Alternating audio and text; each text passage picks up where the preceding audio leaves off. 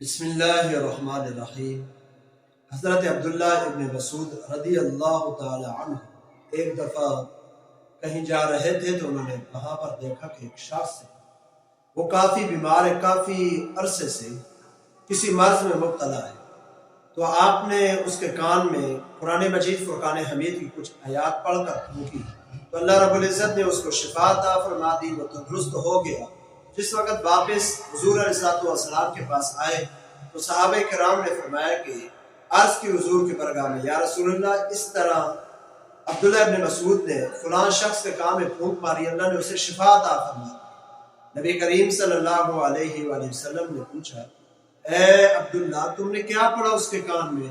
कहा, या रसूलल्लाह, मैंने सूरह मुमिनून की आखिरी 4 आयात, आपने फरमाया था कि अगर किसी पर पढ़कर फूंक दो तो वो शिफा याब हो जाता है।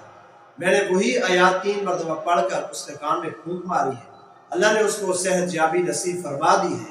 तो हुज़ूर अलैहिस्सलाम ने फरमाया कि अगर कोई शख्स यकीन कामिल के साथ इन 4 आयात को 3 मरतबा पढ़कर पहाड़ के ऊपर जो उसके रास्ते में रुकावट होगा फूंक मारेगा, अल्लाह उसको भी उसके रास्ते में से हटा देगा।